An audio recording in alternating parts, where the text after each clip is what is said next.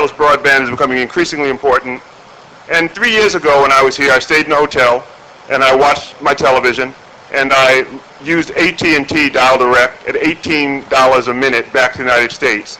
Last night, I put my laptop up, I watched using a sling box, and I think here you call it Hava. I was watching television from the United States that I was dictating my satellite dish on my laptop here, and at the same time I was on the phone to my wife and to my business colleagues using Skype at 2 cents for a phone call, one of which lasted 4 hours on a board call. So from $18 a minute to 2 cents for a 4-hour phone call. That's what happens when you get IT industry involved. That's what happens when broadband becomes ubiquitous. That's what happens when innovators have the opportunity to solve the problems for people who have problems that they want solved. So now when we're talking about innovation, and which has been, I think, an underlying theme of this conference, even with all of the technological innovation we're seeing, even with 1 billion people on the internet, that means that 5 billion people aren't on the internet. I happen to be one of those people who was involved in the coining of the phrase digital divide for President Clinton. And what's amazing is that more than a decade later, we still have a digital divide in which 5 billion people reside on the wrong side of the divide. But if we talk about the technology divide, we're kind of missing the point. Because one of the things that Mr. Clinton also told me when I was working for him was the importance of technology is it's how you use it to improve people's lives. It's not about technologies for technology's sake. It's not about conversation's sake. It's about, can you use technology to improve the lives of people?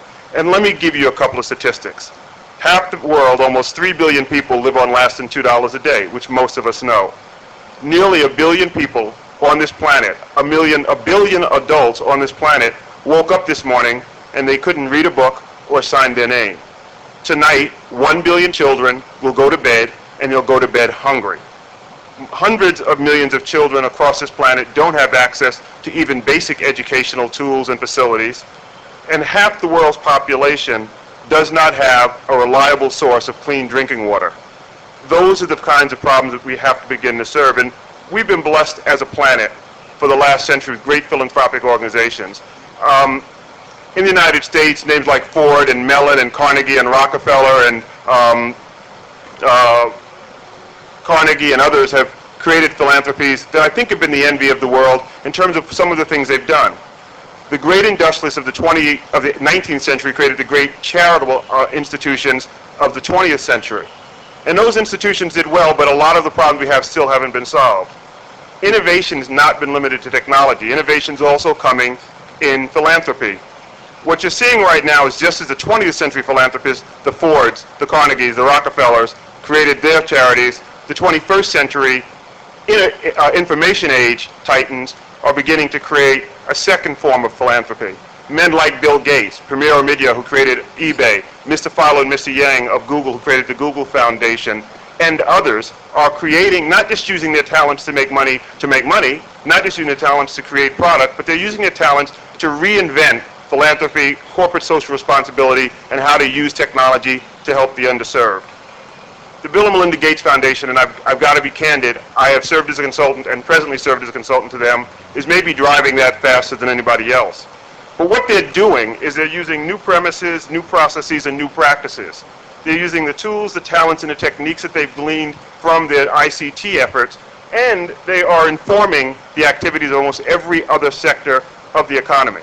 What they're really trying to do is make us, in much the same way we're rethinking business, we're rethinking the role of corporations, individuals, and nonprofit institutions in driving those divides I've talked about earlier to some form of a narrowing.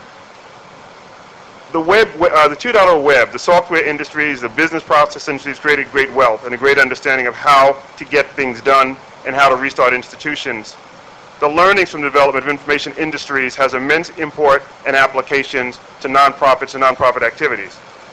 I want to spend the remaining time I have talking about 4 models that I've seen recently that I hope you'll spend some time going on the web and finding out more.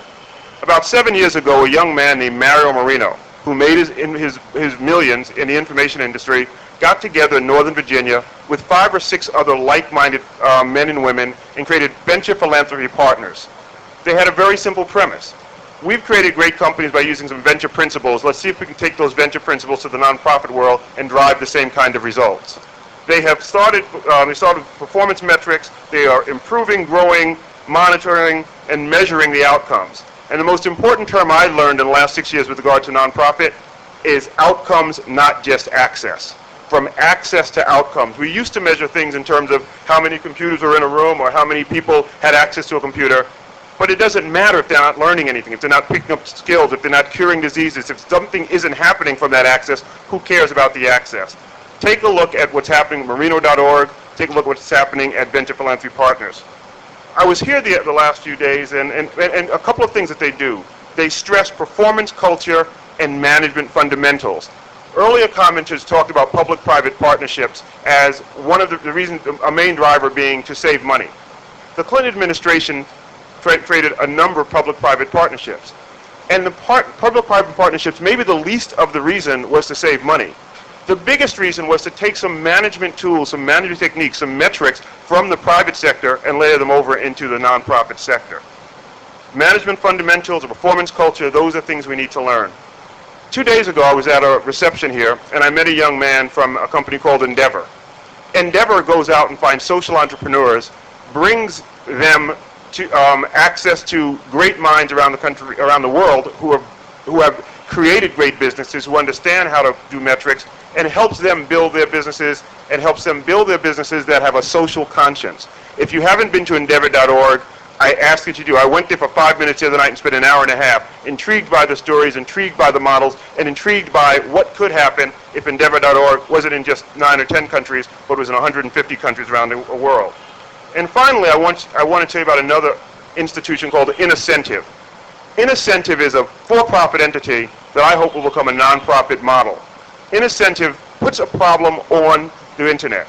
And it says, we will pay you $5,000, $100,000, $1 million if you solve this problem for me. So if you're a pharmaceutical company and you have a problem with regard to amino acids, you'll have scientists, you'll have universities, you'll have people around the world trying to solve that problem. And if you solve the problem, you get paid. That, to me, is a phenomenal model for the kinds of social problems we have now. You know a problem exists, put it up on the board, and let's see who runs to it. The problem with everything I've just mentioned, however, is it's all still top-down. One of the things I've learned is that most of the great solutions in the world come from the grassroots. The innovation panel yesterday said something very important. 80% of the innovations that come in industry come from the user. 80% of the innovations that are going to solve the social, cultural, economic, health problems of this world are going to come from the users. Bring in the management tools, bring in the wealth, bring in the knowledge, bring in the ICT, but let the people who are closest to the ground, who understand the culture, the people, and the problems, help to solve them. There is no great philanthropy, there is no great nonprofit that has that as their existing model. All of them still think they're very bright, they're very smart, they're overachievers, let me solve your problem for you. It doesn't work that way in the world, it's not going to work that way in philanthropy forever, and ultimately we'll get that right. With that, I obviously have strong ideas and strong feelings and a bit of experience in this area, but I think that the men and women here with me also do. There are going to be one basic ground rule. I know in Australia, they always like to start out with the ground rules, and one basic ground rule is going to be 7 minutes. I will be a stern enforcer, because I want to have a chance for the users and the consumers and the audience to have a chance to interact with us. Mr. Stanhope.